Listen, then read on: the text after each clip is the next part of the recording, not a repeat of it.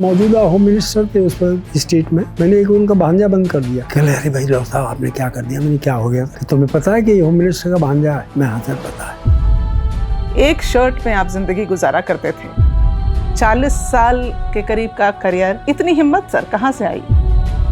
मेरे माँ बाप की सीख थी। पहले तो उन्होंने मुझसे यही कहा था, बेटा पुलिस की नौकरी अच्छी नहीं है, पुलिस में ना जाओ। पुलिस से डील करना बड़ा ही मुश्किल काम था, कोई सुनवाई नहीं होती थी, भ्रष्टाचार चरम पे था। अगर सब ऑनेस्ट हो जाएं, सब ईमानदार हो जाएं, तो फिर ईमानदारी कोई पहचान थोड़ी होगी। तभी तो ज्यादा अच्छा है कि अगर बेईमान है और बेईमानों में ईमानदार रहे। आपने भी बुलडोजर चलवाया है और मेरे पास ये। आप नौकरी कर रहे हैं, मैंने नौकरी की। अगर मैंने रिश्वत ली तो जेल अवश्य जाना पड़ेगा। कि ईमानदारी को लोग कहते हैं क्या सिरफिराद में कहते हैं? वो मेरे पे भी अप्लाई करता है। आईजी से कहवा लो, डीजी से कहवा लो, लॉर्ड साहब से नहीं कहूँगा। वो नहीं मानेंगे, मेरी और बेइज्जती होगी। और उन्होंने मुझसे नहीं कहा, जबकि वो इंदिरा गांधी के सलाहकार थे। तो मुझे मुख्यमंत्री भी जानते थे, बहुत अच्छी तरीके से जानते थे, मुलायम सिंह जी। कहले लॉर है, कहले हाँ ठीक है, लॉर को भेज दो, कोई दिक्कत नहीं होगी। आजम खां को ईमानदार आदमी चाहिए। सीओ साहब हमारे जो है वो वैसे मेहनती भी थे, काम जानने वाले थे, लेकिन बेईमान भी उतने ही थे। तो फिर आजम खान को ईमानदार आदमी क्यों चाहिए था? बस सबको ऐसा ईमानदार चाहिए जो उनकी मानता रहे और किसी की न माने, उनके लिए ईमानदार, जो किसी और की न माने।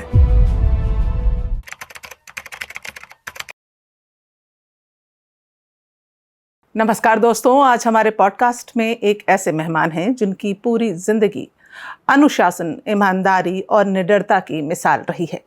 उत्तर प्रदेश पुलिस में करीब 40 साल की सेवा के दौरान इन्होंने छोटे से छोटे अपराधी से लेकर बड़े से बड़े हाई प्रोफाइल केस में भी बिना डर कर काम किया है। इनके आगे कभी कभी इनके सीनियर्स को भी झुकना पड़ता था, इनकी बात माननी पड़ती थी।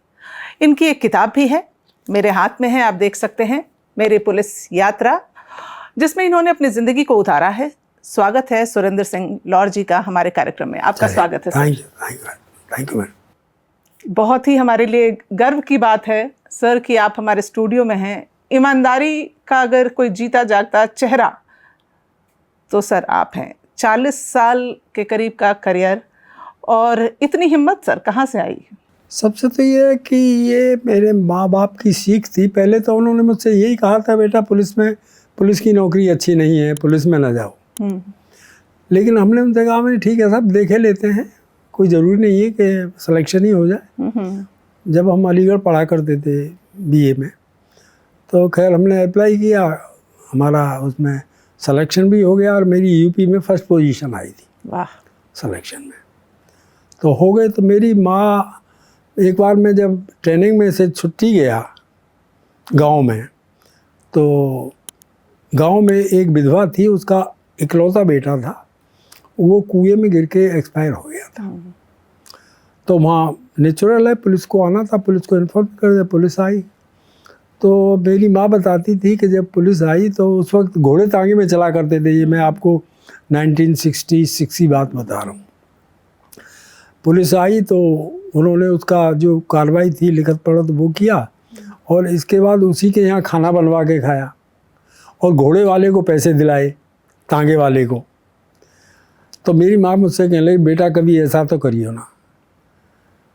और मेरे पिताजी का भी ये था कि बेटा कोई काम ऐसा मत करना कोई ये कहे कि भाई फलाने के बेटे ने ऐसा कर दिया। ईमानदारी से, मेहनत से काम करना। और देखिए, ईमानदारी तो वो कहा करते थे कि ईमानदारी कोई बड़ी बात नहीं है।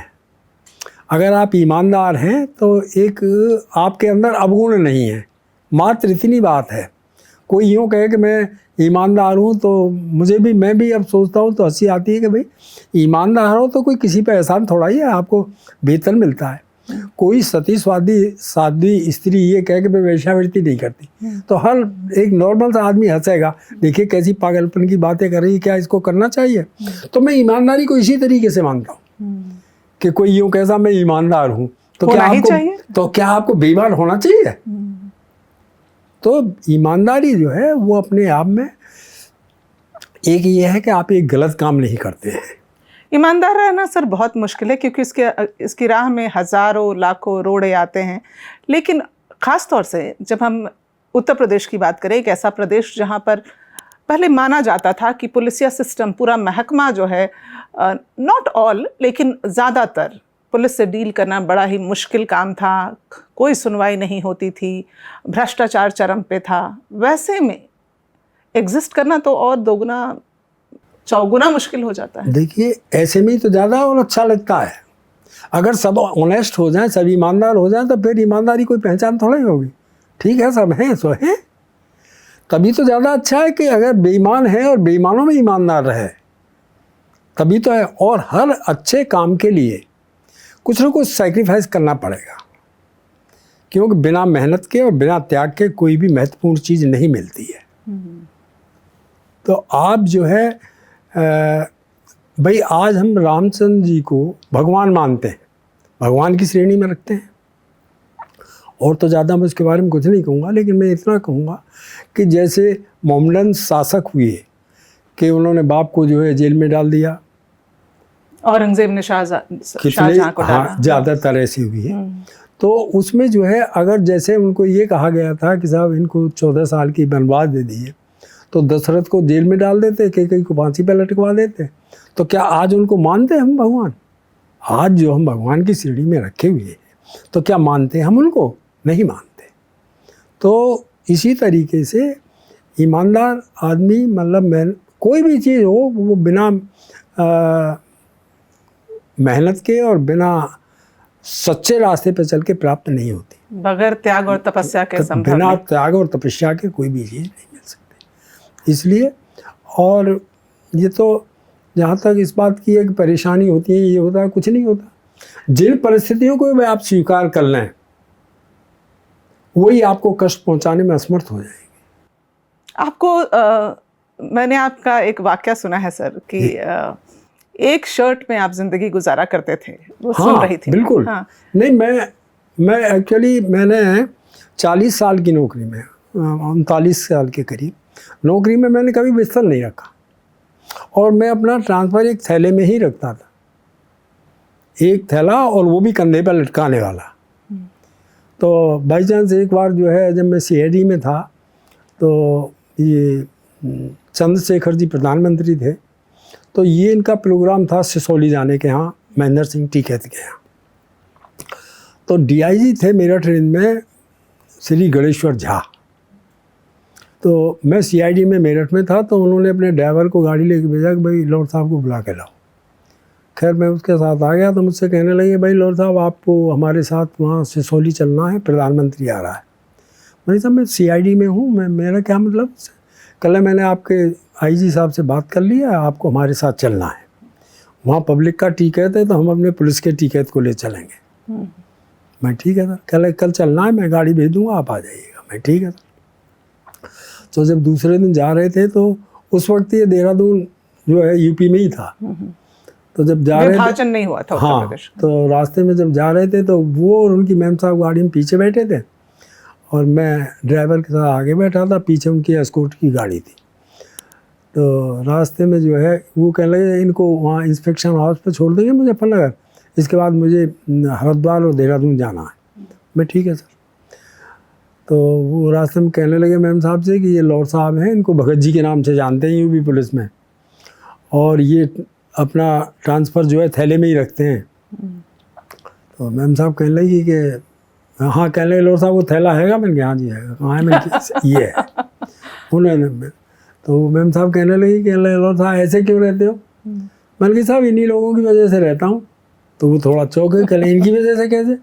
मैं साहब ये मेरे रोड ट्रांसफ़र करते हैं अफसरान, खुशामद मेरे पे होती नहीं, तो सामान हो तो कहाँ लिए फिरूँ, जहाँ होता है वहीं चल देता हूँ। तो दोनों बड़े हंसे, कहले बात तो सही है। तो ये है कि जब ज़्यादा सामान हो, ये हमारा जीवन जो है एक सफ़र ही तो है। एक हम वही जैसे सिनेमा में एक्टिंग करते हैं, अब ये एक्टिंग ही है कि आपको ये काम दे दिया कि आप ये करेंगे, मुझे ये दे दिया कि भाई आप ये करेंगे, और इसके बाद सब चले जाएंगे। तो जितना बड़ा बोझा उतनी दिक्कत। आपके बाद मैं अभी 2 दिन पहले ही घर में कह रहा था कि उनका AC ख़राब हो गया। मैंने कहा यार ये बेकार की चीज़ें हैं, बताइए। अब कभी आपका AC ख़राब हो जाता है, कभी आपका फ्रिज ख़राब हो जाता है, कभी पंखा ख़राब हो जाता है, तो एक ज़बरदस्ती का टेंशन। कुछ ना हो तो मस्त रहो। हाँ सही बात है। भाई जितनी आपकी आवश्यकताएं कम होंगी उतनी ही आप सुखी रहेंगे। सफर जो मैंने बताया कि ये एक सफर ही तो है। तो ऐसे में आपकी सोच तो ऐसी थी लॉर्ड साहब, लेकिन मतलब बीवी बच्चों की सोच तो ऐसी नहीं होती, तो दिक्कतें होती होंगी ना? नहीं, दिक्कत होती है, लेकिन फिर जब आदमी देख लेता है और अपने रास्ते पर अड़ेग है तो फिर वो सब कहीं ना कहीं समझौता करना ही पड़ जाता है। वैसे मैं दर्शकों को बताना चाहूँगी कि आज जो आप उत्तर प्रदेश में देखते हैं कि बुलडोज़र चल जाता है, तो ये मत समझिए ये कुछ नया है जो उस प्रदेश में हो रहा है। आपने भी बुलडोज़र चलवाया है और मेरे पास ये एक ठेके के ऊपर नाका हिंडोला में कहानी मैं चाहूँगी आप बताएं। हाँ, वो ऐसा था कि वो एक शराब का ठेका था जो सैंक्शन था आलमबाग के लिए। तो जब मैं पहुंचा तो मैंने पता किया। शुरू में तो ये हुआ कि जिस दिन मैं पहुंचा उसके दूसरे ही दिन वो शराब का जो ठेकेदार था वो आ गया। मैं तो जानता नहीं था, मैं अपने ऑफिस में बैठा था। नमस्कार साहब, मैंने उसका आइए साहब बताइए। तो वो कहने लगा सर मैं शराब का ठेकेदार हूँ। मैंने कहा अच्छा, वेरी गुड, बहुत अच्छा। मैं तुमने यार हमारी बड़ी जल्दी सुध ले ली। कह रहे सर हम सब पता रखते हैं। मैंने तुम तो यार बहुत अच्छे आदमी हो। तो बड़ा खुश। कह रहे साहब और बच्चे कहाँ हैं? मैंने कहा भाई उनका क्या करेगा। हाँ, कह रहे साहब वो दिवाली आ रही है, दिवाली से 8-10 दिन पहले की बात। तो आपके लिए कुछ लाया? हाँ, कह रहे साहब दिवाली आ रही है तो मिठाई और लिफाफा भी। तो मैंने कहा लिफाफा यार कैसा? मैं समझ तो गया कोई ऐसा तो नहीं है कि मैं कहीं और से आया हूँ, मैं समझ। मैंने कहा वो लिफाफा कैसा? कह रहे सर आपकी तबीयत प्रसन्न हो जाएगी। मैं तबीयत तो प्रसन्न नहीं है, बताओ यार कुछ तसल्ली तो हो। कह रहे साहब वो 30,000 रुपये दिया करते थे। तो एक ठेका थोड़ा आलमबाग की तरफ को था, तो वो भी हमने यहीं 4 बाग पर रखवा लिया था। तो 10,000 उसके भी बढ़ा दिए थे। तो मैंने कहा 40,000। कह रहे नहीं सर 40 की कोई रेखा थोड़ा ही खिंच रही है, जैसे सरकार चाहेंगे वैसे होगा। मैंने फिर अच्छा, मैंने कहा और क्या हिसाब है? कह रहे साहब एक मेज से दूसरी की ना पूछो। मैं चलो दूसरी की ना बताओ, आपसदारी की बता दो। तो उसने बताया साहब वो SSI को इतने, चौकी इंचार्ज को इतने, दफ्तर में इतने। तो मैंने कहा अच्छा। और कह जी बस ये है कि अपना चल रहा है। मैंने कहा तो ठीक है। तो मैंने जो बाहर खड़े थे मेरा फौज सिपाही दरोगा बाहर, वो तो सोच रहे होंगे कि भाई नया पहुंचा, 3 दिन की दूसरे तीसरे दिन की बात है। तो मैंने उन सबको अंदर बुला लिया। मैंने भाई अब सबके सामने बता, कहीं मुझसे अकेले में झूठ बोल रहा हो। तो वो घबराया थोड़ा। उसने बताया सारा कि साहब इनको इतने। मैं उनसे कह रहा मैं बताओ भाई। कह रहे साहब ये तो आपसे पहली बात है। तो मैंने कहा चलो पहली को छोड़ो, लेकिन अब ठीक हो जाना। और मैंने कहा तुमने बहुत देर कुर्सी तोड़ ली, मैं खड़े हो जाओ और एक तो उस ठेके को वहीं ले जाना जहाँ से आया है।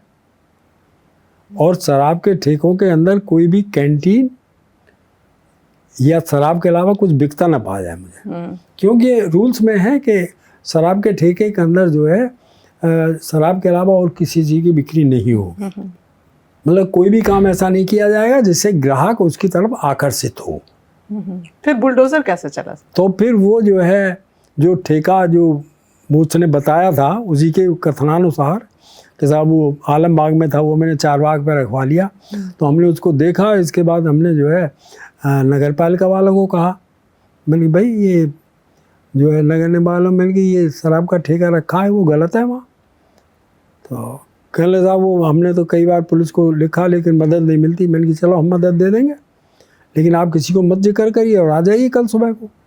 तो दूसरे दिन वो अपना बुलडोजर लेके अपना ट्रक व्रक और पूरे उसके सामान के साथ आ गए, लेबर वेबर के। हमने कि चलो हमने आगे चलेंगे। भाई देखो ये हटाओ इसे। तो खैर हटाया तो नेचुरल है कि शराब को टूटना ही था और उसको भरवा के मैंने भिजवा दिया। तो शराब बिखर गई, कितनी बिखर गई, तो हट गया सब। तो ये है कि लेकिन सर इसमें लिफाफे का क्या हुआ? तो लिफाफे का तो फिर वो तो उसको तो हार्ट अटैक हो गया उस रात को, लेकिन ठीक हो गया वो। तो इसके बाद में देखिए ये जो है ठेके के अंदर जो है ये दुकान लगवा देते हैं, नमकीन की, पकौड़ों की और मछली की। तो कोई आदमी वहीं खाता है, वहीं पीता है। लेकिन जहाँ पिलाने का लाइसेंस है वहाँ तो पिला भी नहीं सकते, और ये दुकान तो लगी ही नहीं सकती। तो मैंने कहा, एक बार हमारे, जब मैं वहाँ से ट्रांसफ़र हो गया था, तब एक एसपी कहने लगे कि भाई ये कानपुर की बात है कि भाई ये शराब के ठेके सुबह से खुल जाते हैं और देर रात तक खुले रहते हैं। नया नया पहुँचा था मैं कानपुर। मैंने कहा साहब ये तो खुलेंगे ही। तो अब ये कहना एक सीनियर ऑफिसर को कि ये तो खुलेंगे ही, तो वो एकदम बोले क्यों खुलेंगे? मैं साहब जब तक इनसे हम पैसे लेते रहेंगे तब तक ये खुलते रहेंगे, और जिस दिन इनसे हम पैसा लेना बंद कर देंगे उस दिन ये बंद हो जाएंगे। कहने लगे कि कितना पैसा देते हैं ये? मैंने कि लखनऊ में तो 10,000 रुपये पर ठेका देते थे, यहाँ भी ऐसा ही होगा। कि पूरे ज़िले में कितना हो गया? मैंने 3 लाख के करीब हो गया। कि देखिए 3 के ऊपर पूरा विभाग बिक रहा है। मैंने वो एक्साइज में से नहीं देते। कहले और? मैंने साहब इन्होंने ठेकों के अंदर दुकान लगवा रखी है, और वो दुकान 400-500 रुपये से लेके 800-900 रुपये तक पर डे देती हैं। हम 500 का भी एवरेज लगाएं तो 15,000 हो गए। उसने 10 हमको दे दिए और 5 में कहीं और बेगार कर ली, किसी और को दे दिए, तो भी जो है उसमें से बचा लेते हैं। क्या वो गलत है? मैंने कहा बिल्कुल गलत है, वो एक्साइज रूल्स में लिखा है कि ये ऐसे। लेकिन इतने जो आप सर मतलब आपकी जो लाइफ में पूरा एक्शन रहा है कि ना आपने सीओ की सुनी, उनको भी डाल दिया लॉकअप में, ना आपने डीएम की सुनी, ना एसपी की सुनी, ना आईजी की सुनी, मतलब तमाम लोगों ने आप पर प्रेशर बनाए, और कई कहानियां हैं जो काफ़ी कुछ मैंने सुना है। लेकिन ऐसे में जब आपका ट्रांसफ़र कहीं होता होगा तो मुझे लगता है कि आपके सीनियर तो सीनियर, जूनियर भी चाहते होंगे ये ना आए। हाँ, अब जो भी है उनका है। नहीं, एक बार मैंने एक मौजूदा होम मिनिस्टर थे उस पर स्टेट में, मैंने एक उनका भांजा बंद कर दिया फरुखाबाद में। तो पहले तो सीओ आए, खैर सीओ ने तो ज़्यादा नहीं कहा, एसएसपी आ गए। कहले अरे भाई लॉर्ड साहब आपने क्या कर दिया? मैंने क्या हो गया सर? कि तुम्हें पता है कि ये होम मिनिस्टर का भांजा है? मैं हाँ सर पता है। कहले ये भी पता है कि जो है 3 दिन पहले उसके यहाँ आए थे, खाना खा के गए थे? मैं हाँ सर पता है, मैंने ड्यूटी लगाई थी। कहले फिर भी आपने बंद कर दिया? मैंने गलत कर दिया क्या साहब? कहने लगे वो जांच कराएगा। तो मैं थोड़ा मुस्कराया। कहने लगे कैसे हंस रहे हो? मैंने कहा जो मेरा काम है वो मैंने कर दिया, अब जो उनका काम है वो करेंगे। उनको मैं रोक थोड़ा ही लूँगा कि आप जांच न कराएं। कराएंगे। देखिए साहब, यद्भावी न तद्भावी भावी चेन्न तदन्यता इस चिंता विषग्नो में भगधैकम न पियते। यद्भावी, जो होना है वो होके रहेगा, जो नहीं होना है वो होगा नहीं। इसलिए चिंता रूपी विष को दूर करने की औषधि क्यों न पी ली जाए। कहते हैं ना, तुलसीदास ने लिखा है कि तुलसी राम भरोस कर निर्भय है कि सोए, अनहोनी होनी नहीं, होनी हो सो। तो ये तो विधि का विधान है कि जो होना है वो होकर रहेगा। ठीक है, भगवान ने आपको बुद्धि दी है, शरीर दिया है, तो आपका फर्ज है कि आप सोच समझ के अच्छाई के साथ काम करें। लेकिन उसके बावजूद भी आप बहुत कामों में आपने देखा होगा, आप खूब प्रयास करते हैं लेकिन असफल हो जाते हैं। तो ये तो विधि का विधान है कि भाई ठीक है, आपने अपना काम किया तो आप उसमें ये देखिएगा कि मेरी कहाँ कमी रह गई जो ये असफलता मुझे मिली।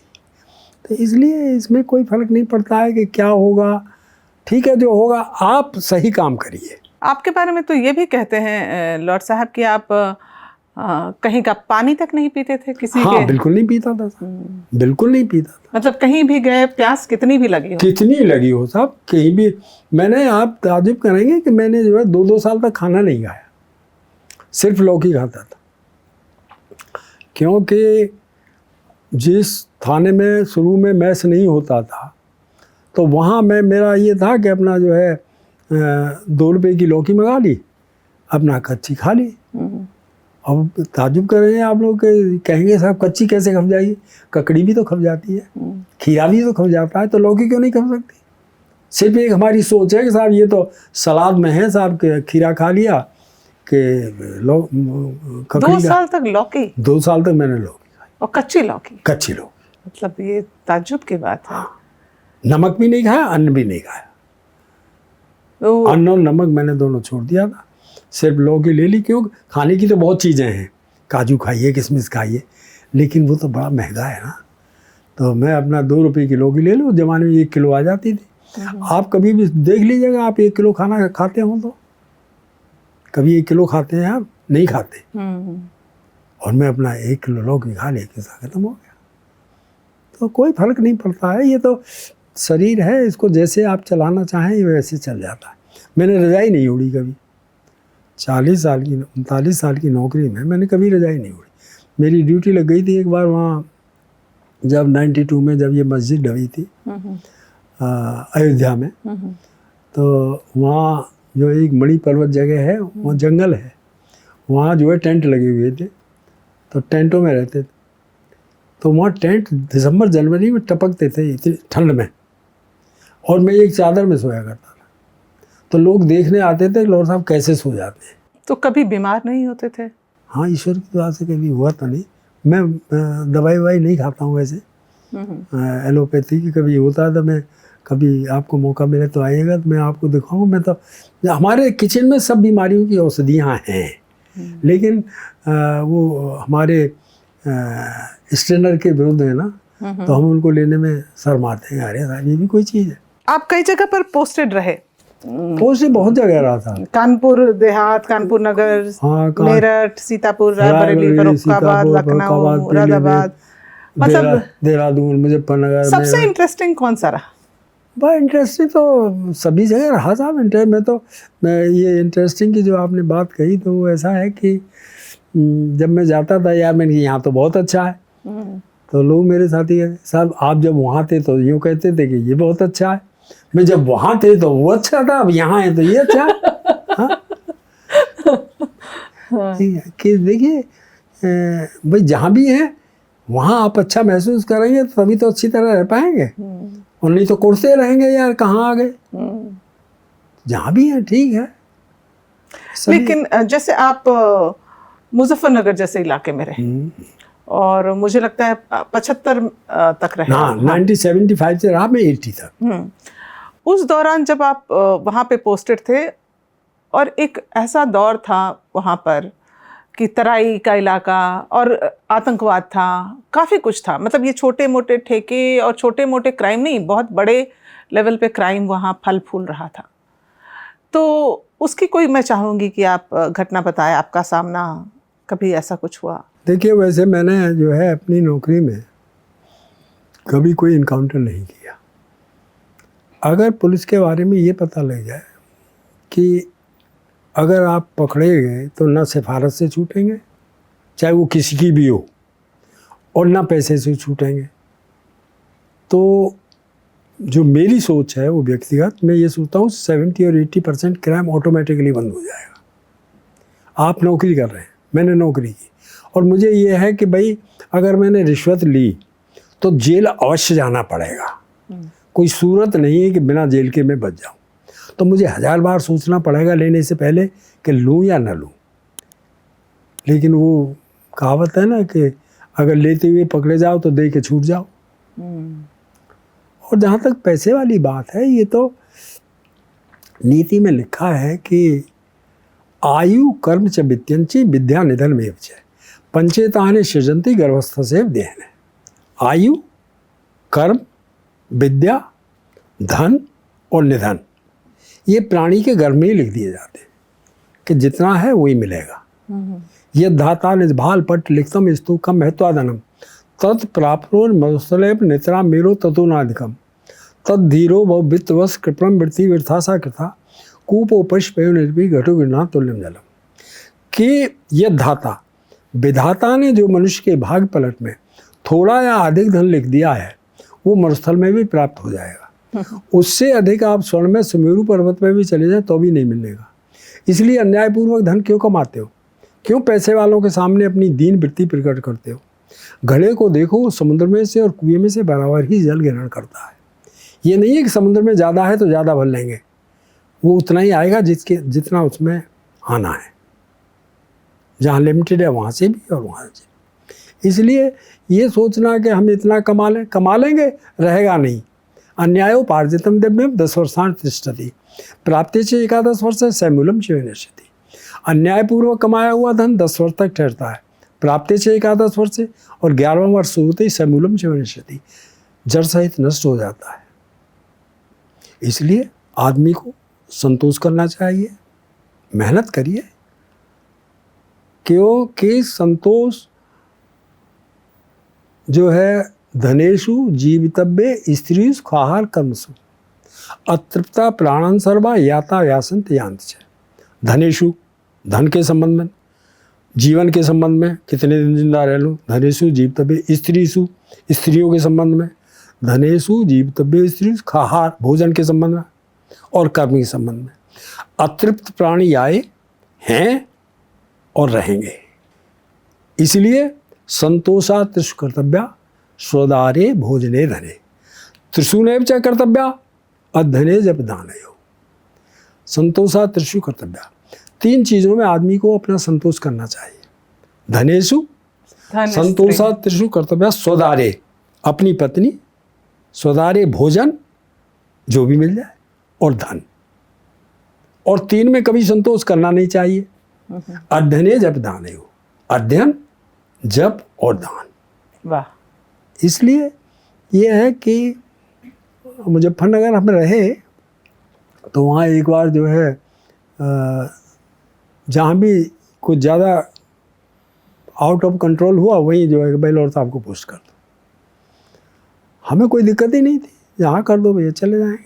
तो कैसे हैंडल करते थे आप? मतलब ईमानदार तो थे, लेकिन कितने कड़क थे? कैसे हैंडल होता था? ऐसा है कि उसके बारे में एक तो मैंने आपको बताया कि जब पता लग जाए कि क्योंकि आदमी की शोहरत जो है जाने से पहले पहुंच जाती है कि भाई कैसा आदमी है, कैसे उसको वो है। तो एक तो वो है, दूसरा ये है कि आदमी मेहनत करे थोड़ा सा, और अच्छे आदमियों का सम्मान करे, और बुरे को जो है वक्र दृष्टि से देखे, उसकी तरफ सख्त रहे। लेकिन सर पूरे सिस्टम में मतलब मुझे लगता है आज भी ये दौर है, आज तो ज़्यादा है हालांकि, कि ईमानदारी को लोग कहते हैं क्या सरफिरा आदमी, जिसको हाँ कहते हैं। वो मेरे पे भी अप्लाई करता है। तो फिर अपनी बात रख पाना ऐसे सिस्टम में जहाँ पर आपके सीनियर, इमीडिएट सीनियर से लेकर सीनियर मोस्ट अधिकारी तक करप्ट हो या आपसे कुछ और कराना चाहते हो, लेकिन आपने कुछ और करने का ठाना हो, ऐसे में हमारा लॉफुली चल के अपनी बात पूरी करना कैसे हो पाता है? ऐसा है, मैं CID में था तो एक मर्डर हो गया था मेरठ में, एक इम्पोर्टेंट मर्डर था, उसमें 8 आदमियों का नाम लिखा दिया। मैं इन्वेस्टिगेशन में कर रहा था, तो मैंने जो है उसमें एक आदमी को निकाल दिया, एक का मर्डर हो गया था, 6 का मैंने चालान कर दिया। तो CID में जब लखनऊ फाइल पहुंची तो मुझे वहाँ तलब कर लिया गया। तो ADG वगैरह सब बैठे थे मीटिंग में, मैं भी पहुँच गया। तो ADG मुझसे कहने लगे भाई लॉर्ड साहब, आप जो इसी एविडेंस पर 6 लोगों का चालान कर रहे हैं और एक आदमी को आपने निकाल दिया। मैं साहब जो सही है वो कर रहा हूँ। तो ADG कहने लगे कि यू आर नॉट ए जज। मैंने बड़े सीधे मैंने कि sorry sir, I am not a clerk. मैं अगर जज नहीं हूँ तो मैं बाबू भी तो नहीं हूँ। फिर इन्वेस्टिगेशन का क्या फ़ायदा हुआ? तब आप किस पोस्ट पे थे वहाँ पर? मैं इंस्पेक्टर था। मैंने कही जो है मैं जज नहीं हूँ तो मैं बाबू भी तो नहीं हूँ कि जो भी मिला लिख दिया और बस काम ख़त्म हो गया। फिर इन्वेस्टिगेशन का बात का हुआ। मैंने कही सर अगर सही कराना है तो मुझसे करा लीजिए और गलत कराना है तो किसी और से करा लीजिए। कहले गलत आपसे कौन करा? आप ADG को ये कहना कि साहब गलत कराना है किसी और से करा। कहले आपसे गलत कौन कराना चाह रहा है? तो वहीं एले बैठे थे लीगल एडवाइज़र।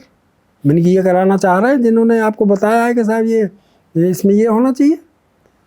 तो सच्चाई में बड़ी ताकत होती है साहब। तो वो एले घबराए, बोले कल सर मैं ये कह रहा हूँ कि इसमें ये और लिख दें तो इनकी बात को बल मिल जाएगा। मैं सही काम के लिए जो आप कहेंगे वो लिख दूंगा, लेकिन गलत नहीं कर पाऊंगा। और वही हुआ। तो ये इसमें कोई विशेष बात नहीं है। अरे भाई, हमने तय कर रखा था कि हमको एक सीधे रास्ते पे चलना है, इससे हटना नहीं है। उसमें रास्ते में खाई आएगी तो उसको जंप करने का, कूदने का प्रयास करेंगे, लेकिन रास्ते से नहीं हटेंगे, चाहे गिर के मर जाएं। तो हमें यह था मिल के बर्खास्त हो जाएंगे तो जेल चले जाएंगे तो कोई फर्क नहीं पड़ता है, लेकिन रास्ते से नहीं हटेंगे। तो पॉलिटिकल प्रेशर भी तो बनता होगा। हाँ, तो बनता रहे, ये उनका काम है। कोई किस्सा सुनाइए ना, आपके पास तो कहानियों का पिटारा है। ऐसा है कि एक बार मैं, जब तो मेरी 2 साल की नौकरी थी, अच्छा, मैं यहीं साहिबाबाद में तैनात था, तो एक भोपुरा की तरफ को एक वो है, नहर है छोटी सी, उस पर से शीशम कट गई। पत्रोल ने उसमें मुकदमा लिखा दिया जिसने काटी थी। इन्वेस्टिगेशन मुझे मिला, मैं नया दरोगा था, मैंने उसको अरेस्ट करने का प्रयास किया। तो यहाँ दिल्ली नज़दीक है, वो दिल्ली पहुँच गया, एक मंत्री जी का टेलीफोन आ गया। तो मंत्री जी ने जो है थाने टेलीफोन कर दिया।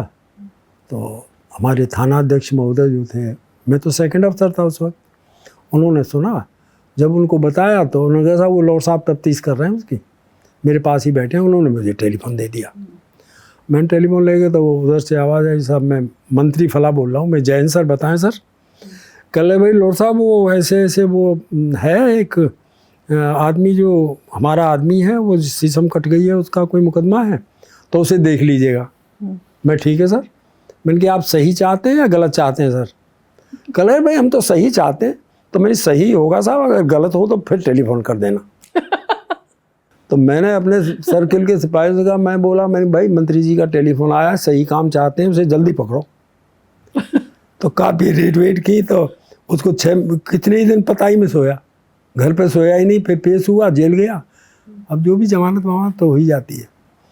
तो ये है कि भाई मंत्री ये थोड़ा क्या तुम किसी में अगर इतनी हिम्मत है कि जो ये कह दे कि मैं गलत चाहता हूँ, तो हमें भी इतनी हिम्मत होनी चाहिए, गलत हम नहीं कर पाएंगे। और फिर कह भी सकते हैं आसानी से कि जब गलत तो हम नहीं कर पाएंगे साहब।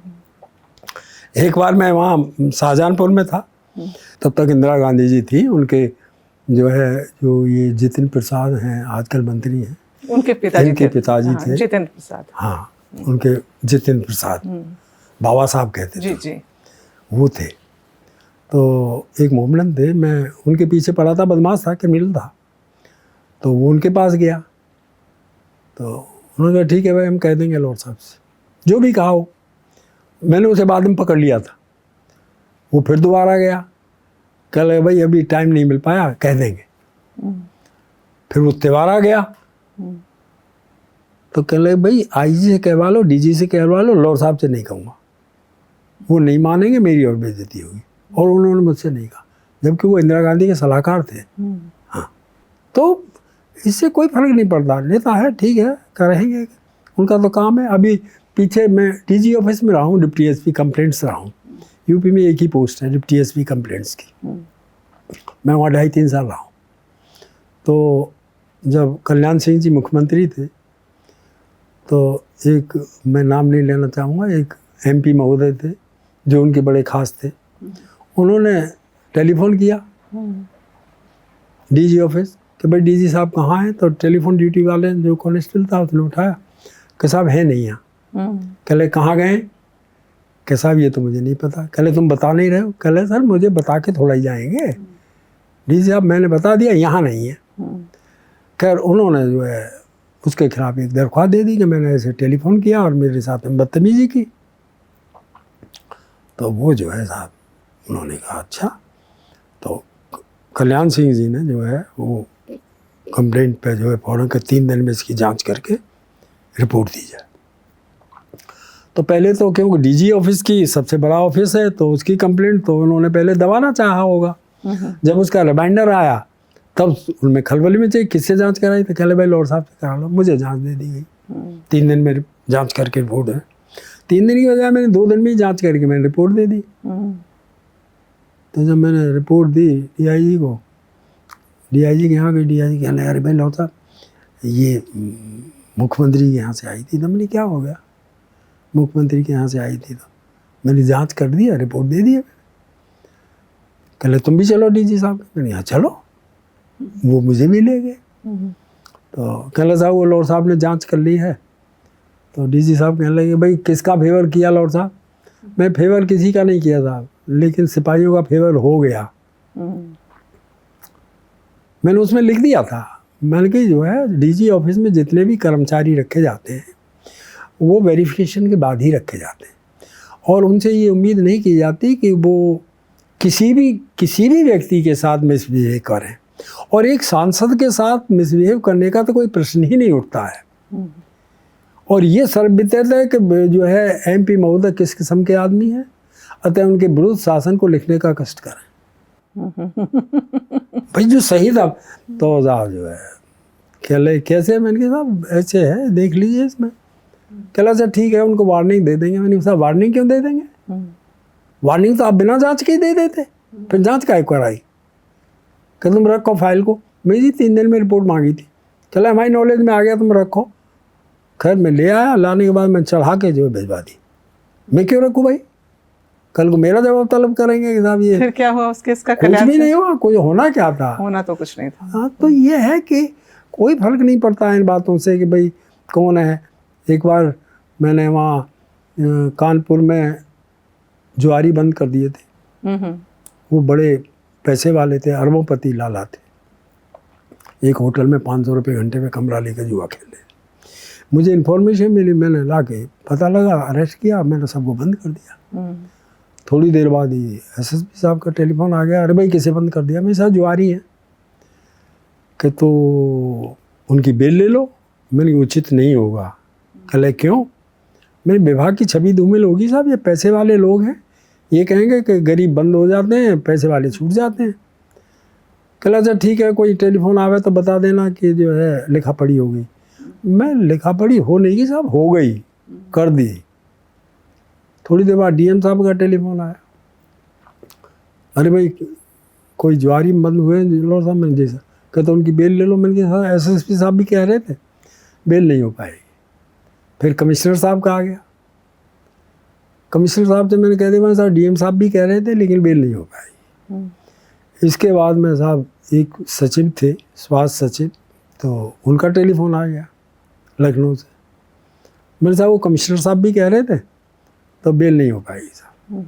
मैंने बेल नहीं ली साहब। रात को फिर टेलीफोन आया एसएसपी महोदय का, तो जो मेरा ड्यूटी पे हेड कांस्टेबल बैठा था वहाँ, उसने सुना। तो एसएसपी साहब ने कहा भाई वो सीएम हाउस से टेलीफोन आया है मुख्यमंत्री का, आप उनकी बेल ले लीजिएगा। कि साहब बुला के ला रहा हूँ कोतवाल साहब को। कल नहीं उन्हें मत बुलाओ, हमने आपको बता दिया, क्योंकि वो जानते थे कि ये बुला के लाएगा वो मना कर देगा। तो कोई बात नहीं। अब बेचारा हेड कांस्टेबल कैसे बेल ले ले? उसने जाके, मैं सो रहा हूँ, मैंने एक कोठरी में ज़मीन में अपनी चादर बिछा रखी थी, दरवाज़ा खटखटाया। कल मैंने हाँ भाई क्या हुआ दीवानी? कल साहब वो एसएसपी साहब का टेलीफोन आया है कि जो है सीएम हाउस से टेलीफोन आया है मुख्यमंत्री का, उनकी बेल ले लो। मैं फिर कह जी बताएं। मैंने बता के नहीं आया था मैं तुमको? मैं तो बता के आया था कि बेल नहीं लूँगा, और न सुनाओ तो फिर सुन लो, बेल नहीं लूँगा, बेल बॉन्ड पे साइन नहीं करूँगा, तुम करो या एसएसपी करें या कोई और करे। और नहीं ली था। पेपर में, मेरी किताब में भी लिखा है कि मुख्यमंत्री का टेलीफोन आया था। तो यह है कि कोई प्रेशर नहीं। मुख्यमंत्री कौन थे सर? इसमें लिखा है मुलायम सिंह जी थे। मतलब सरकार चाहे किसी की भी हो, कल्याण सिंह किसी की भी हो, हम एक्चुअली विरोधी सरकार के रहे हैं, क्योंकि जो शासन में होता है वो ये चाहता है कि तुम्हारा हर काम जो है वो हो जाए। अब हम कर नहीं पाते, तो यूँ कहते हैं ये तो दूसरी पार्टी का। मैंने अपना ट्रांसफ़र ट्रेनिंग कॉलेज में करा लिया था मुरादाबाद। बड़ी शांति की जगह है, अच्छा है। सुबह को 9-10 बजे जाओ, 2 घंटे पढ़ाओ और अपने आ जाओ, कोई टेंशन नहीं, कोई काम नहीं। वहाँ मैं रहा 2 महीने, 2.5 महीने बाद मेरा वहाँ से ट्रांसफ़र कर दिया रामपुर। तो मैंने दरख्वास्त दी कि मैं यहाँ अपने स्वेच्छा से आया हूँ और मुझे मात्र 2.5 महीना हुआ है, तो मेरा कैंसिल कर दिया जाए। उस पर लिख के आ गया कैंसिल नहीं होगा, इनको रवाना कर दिया जाए। मैंने अपने सीनियर ऑफिसर से डीआई साहब से कह के मैंने फिर एक चिट्ठी लिखवा दी। तो उन्होंने ये तो नहीं लिखा कि कैंसिल, उन्होंने लिखा कि यहाँ जो है कोर्स चल रहा है, अतः जो है प्रतिस्थाई भेजा जाए तब इनको रिलीव किया जाएगा। उस पर लिख के आ गया कि SS लाहौर का ट्रांसफर माननीय मुख्यमंत्री महोदय के आदेश से किया गया है, इनको जो है तुरंत रिलीव कर दिया जाए, प्रतिस्थाई भी समय पे भेजा जाएगा। अब DIG मुझसे कहने भाई लाहौर साहब ये आ गया, तो मैंने साहब चले जाएंगे भाई, जब आ गया चले जाएंगे, नौकरी करनी है कि तो। लेकिन मैंने कि एक बार मैं DG साहब से मिला, कल भाई मैं परमिशन नहीं दूंगा, मतलब डरते हैं। मैंने की तो एक दिन की छुट्टी दे दो, एक दिन मुझे पूछना मत, कल ऐसे ही चले जाओ। मैंने हाँ ऐसे ही चला जाऊँगा। तो कल ठीक है, उन्होंने छुट्टी दी, मैं लखनऊ चला गया। DG महोदय अच्छे व्यक्ति थे, BS माथुर साहब थे, तो विजय शंकर माथुर। मैं उनसे मिला तो मुस्कुरा के मुझे कहने लगे कि और रामपुर नहीं जाना चाहते? मैंने कहा सर रामपुर नहीं, मैं UP पुलिस में कहीं भी नहीं जाना चाहता, सिविल पुलिस में। क्यों, ऐसा मन क्यों टूटा? सिविल पुलिस में मैंने भाई इसी वजह से कि अपना शांति की जगह रहो भाई। यहाँ सिविल पुलिस में तो लेकिन आप जैसे अफसरों की तो जरूरत हो जाती है ना, जब पूरा सिस्टम ही करप्ट हो। हाँ बस जरूरत नहीं होती है, इसीलिए ये कई लोगों ने कहा, जो आपने कहा है, ये कहते कि आपको जरूरत है, ये DG साहब ने भी कहा। तो कहने लगे कि अरे भाई लाहौर साहब जो है हाँ रामपुर नहीं जाना चाहते। मैंने कहा रामपुर नहीं, सिविल पुलिस में कहीं भी नहीं जाना।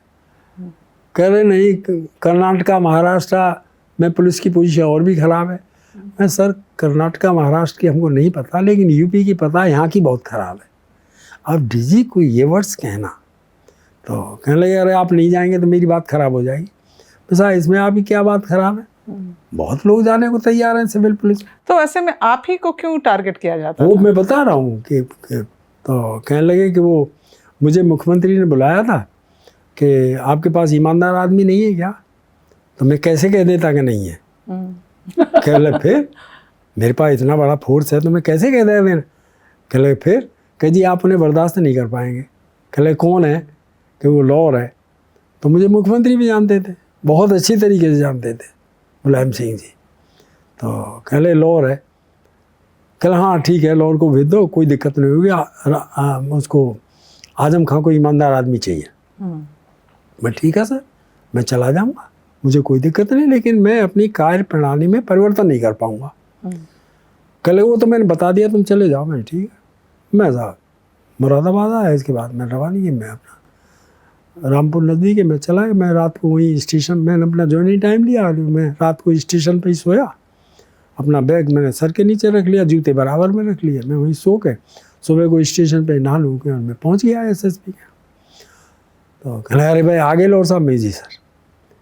कहला हाँ DG साहब ने का टेलीफोन आया था कि भाई लाहौर को मैंने समझा दिया है, वो आ जाएगा। रात कहाँ रहे? मान के जी ऐसे कहला कि कहीं किसी होटल। मैंने कहा नहीं साहब। कहला और? मैं जो वहाँ स्टेशन पर ही रुक गया था। कहला अरे स्टेशन पर तो कोई जगह नहीं है। तो मैंने कहा साहब भतीजी बेंच पड़ी है, मैं यहीं पर लेट गया था, सुबह को नहा धो के आ गया। अरे मैं तुम्हारा इंतज़ाम कराता हूँ। मैंने कहा साहब मैं होटल में नहीं रहूँगा। कहला क्यों? मैंने कहा इतना बड़ा आपका रामपुर है और मैंने कहा आपने मुझे वहीं पोस्ट कर दिया तो किराया मेरे बस की देना नहीं, तो मैंने कहा जो है कैसे काम कर पाऊँगा?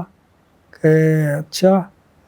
तो उन्होंने DM साहब को टेलीफोन किया कि भाई वो जो एक छोटा सा वो था गेस्ट हाउस कचहरी में, उसकी चाबी भिजवा दो। उन्होंने चाबी भिजवा दी, मैं उसमें रहा। कहने लगे खाना मैं भिजवा दिया करूँ। अरे मैंने नहीं सर, खाना वाना की कोई चिंता नहीं। फिर उन्होंने मुझे स्वार पे लगा दिया। किस पे सर? स्वार थाना है एक, हाँ। उसमें लगा दिया। तो मैं खैर वहाँ पहुँच गया। मैंने जो है एक जगह भीड़ सी इकट्ठी हो रही थी, प्रधानी के इलेक्शन होने वाले थे, तो भीड़ सी हो रही थी। मैंने कहा भाई क्या मामला है? तो मेरे साथ जो सिपाही थे कहने लगे अरे साहब वो चेयरमैन साहब हैं और वो मंत्री जी के आदमी हैं। तो मैं गाड़ी से उतर के मैंने भाई क्या बवाल कर रखा है? तो वो तो मंत्री जी के आदमी साहब। कहले क्या मतलब है? मैंने तुम क्यों गुंडागर्दी कर रहे हो भाई, यहाँ क्यों धमका रहे लोगों को? आप कैसी बात कर रहे हैं? मैंने हम कैसी बात कर रहे हैं? मैंने डालो इसे गाड़ी में। अब वो थोड़ा सा पब्लिक चौकी, मैं बस डालो इसमें। कैसे? क्या मैं बैठ रहा हूँ? मैंने पब्लिक कैसे जाने की लेके जा रहा हूँ? मैं गाड़ी में डलवा लिया, ले आया साहब थाने। थोड़ी देर में सीओ साहब आ गए। सीओ साहब तो क्या कहते, एसपी आ गए। कह रहे भाई लॉर्ड साहब आपको पता नहीं है, मंत्री जी का आदमी है। तो मैंने क्या मंत्री कानून अलग है क्या मंत्री के लिए? कह रहे देख लो तुम बवाल हो जाएगा, मैं आप जहाँ से गोली चलवा दूंगा। वो भी चले गए। मैंने बंद कर दिया, बंद करके मैंने दाखिल करा दिया सिविल लाइन्स में रामपुर। 10 दिन बेल नहीं हुई, 14 दिन मेरा ट्रांसफ़र हो गया। तो फिर आजम खान को ईमानदार आदमी क्यों चाहिए था? बस सबको ऐसा ईमानदार चाहिए जो उनकी मानता रहे और किसी की न माने, उनके लिए ईमानदार, जो किसी और की न माने, उनकी मानता रहे। क्योंकि पुलिस में सब शासन करना चाहते हैं। आपने देखा होगा, सुना भी होगा कि दिल्ली में कितना झगड़ा था कि साहब पुलिस हमारे अंडर हो कि हमारे अंडर हो। क्योंकि जिसकी थाने में जिसे चाहा बंद करा दिया, जिसे चाहा छुड़वा दिया, तो उनकी नेतागिरी बहुत ऊंची। और अगर तो आप किसी रिक्शे वाले की भी जमानत नहीं करवा पाए तो आप बेकार। मैं कानपुर में था। इससे पहले एक सेकंड, कानपुर पे आते हैं। तो आजम खान के साथ अनुभव कैसा रहा? बाद में सामना हुआ? फिर नहीं, कोई सामना वामना नहीं हुआ। मेरा मतलब ही क्या पता था। जब आपने उनके आदमी मेरा ट्रांसफ़र करा दिया उन्होंने, मैं अपना चला गया। वो मैं 3 महीने में 4-5 जिले रहा वैसे। लेकिन मुझे क्या दिक्कत है, टीएडीए बनता था। मैं सोच रहा हूँ कि अच्छा है, 6 महीने में एक ट्रांसफ़र हो जाए तो अच्छा है, क्या बुरा है। हाँ, टीएडीए बन जाता है।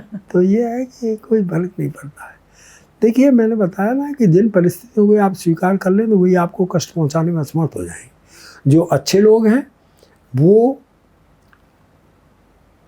अवरोधों को भी सीढ़ियाँ बना लेते हैं, और जो बेवकूफ़ है उनके लिए सीढ़ियाँ भी अवरोध हो जाती हैं। वाह। फिर कानपुर की बात बताइए। आप कानपुर की बात बता रहे थे आजम खान के बाद। हाँ, कानपुर में जो है कितना ही वो हुआ, झंझट हुए। और एक किताब में भी मैंने लिखा है कि वहाँ जो है एसपी थे, एसएसपी थे मिस्टर डीएन सामल, अच्छे व्यक्ति थे। उनको जो है उन्होंने उनसे कहा पेपर में छपा कि साहब लॉर्ड नहीं ट्रंप का इक्का लाए हैं सामल। कि एक इंस्पेक्टर थे वहाँ, तो किसी काम के उन्होंने कहा भाई तुम्हारे यहाँ से नाजायज़ बस चल रही है हरवंश महल थाने से। मैं कलेक्टरगंज में था। तो बोले कि साहब उसमें कुछ दिक्कतें हैं, कुछ नेताओं की हैं। अच्छा ठीक है, कोई बात नहीं, कल को लॉयर को पोस्ट कर दूंगा, तुम्हारी दिक्कत दूर हो जाएगी। कल नहीं साहब मैं देखूंगा। नहीं तुम्हें कोई दिक्कत नहीं। वो जो डायलॉग है ना सर, कहते हैं बच्चा सो जाओ नहीं तो गब्बर आ जाएगा। हाँ, यही था साहब। मुजफ्फरनगर में रहा तो ये औरतें बच्चों को सुला देती थी कि लॉयर आ जाएगा सो जाओ। मुजफ्फरनगर में जब मैं था 5 महीने तक किसी एक थाने में मैं था, तो 5 महीने तक कोई क्राइम नहीं हुआ था, एक भी क्राइम नहीं हुआ। लोग जो है, एक बार मैं रात में गश्त में था तो एक आदमी जा रहा था, काफ़ी मैंने उसकी तलाशी ली तो काफ़ी जेवर था उसके पास। तो मैं बोला, रात के 12-1 बज रहा था, मैंने बोले तुम इतना जेवर लेके जा रहे हो, तुम्हें ये नहीं पता था कि कोई लूट लेगा? कह जी मुझे पता थी कि मिलेंगे तो लॉर्ड साहब ही मिलेंगे और कोई नहीं मिलेगा, तो इसलिए मुझे कोई दिक्कत नहीं। तो ये है कि पुलिस का तो देखिए, अगर इकबाल है तो सब कुछ ठीक है, अगर इकबाल नहीं है तो आप जहाँ रहेंगे वहीं डकैती हो जाएगी। कितनी बार सुना है कि सिपाही गश्त में थे और डकैती हो गई। लेकिन सर, कौन कौन से ऐसे पुलिस अधिकारी रहे आपके पूरे कार्यकाल में जिनके साथ आपने काम किया और जिनको आप सैल्यूट करेंगे कि ईमानदार थे, कर्तव्यनिष्ठ थे, समर्पित थे अपने सिस्टम के लिए? सबसे ज़्यादा मैं रिगार्ड करता हूँ श्री प्रकाश सिंह, पद्म श्री प्रकाश। उनके साथ में रहा, एज डीजी रहा। वैसे तो जब वो डीआईजी थे तो डीआईजी का और स्टेशन अफसर का कोई ज़्यादा मेल नहीं है, लेकिन तब भी रहा तो आज तक उनसे जो है अच्छा व्यक्तित्व मुझे नहीं मिला। उससे पहले एक जीएन चतुर्वेदी हुए थे जिनका एक बड़ा अच्छा वो रहा है, और बाकी तो ठीक है। श्री विक्रम सिंह भी रहे, भावेश कुमार सिंह भी रहे, अच्छे हैं, अच्छे लोग भी होते हैं, ऐसा नहीं है। अच्छे, देखिए कोई भी समाज है उसमें अच्छे बुरे का कॉम्बिनेशन है। जहाँ ज़्यादा बुरे हो जाते हैं तो वहाँ ये हो जाता है कि साहब बड़ा ख़राब है। जैसे गाँवों की होती है ना, अरे साहब बड़ा गुंडा गाँव है, तो उस गुंडे गाँव में जो है अच्छे लोग भी हैं, ऐसा नहीं है कि उसमें सब गुंडे ही होंगे, लेकिन एक हो जाता है। नहीं तो अब जे और पुलिस, आप सोचिए कि आप पुलिसिया सिस्टम को गुंडे के गांव से कंपेयर कर रहे हैं। पुलिस का तो है, ठीक है, बहुत अच्छा है, पुलिस बहुत अच्छा डिपार्टमेंट है, मुझे तो बहुत पसंद है। मैं तो ये कहता हूँ कि दूसरा जन्म मिले तो मैं पुलिस में ही हूँ और दरोगा ही बनूँ, क्योंकि मेन जो है वो दरोगा है, एकदम रीढ़ की हड्डी है दरोगा। पुलिस का स्टेशन अफसर, मेनली स्टेशन अफसर, अगर वो चाहे तो देखिए, बाकी तो सुपरवाइजिंग ऑफिसर हैं भाई, चाहे वो सर्किल अफसर है, चाहे एसपी है, चाहे डीआईजी या डीजी है, वो तो एक सुपरवाइजिंग अफसर हैं, उनका कोई ज़्यादा वो नहीं है।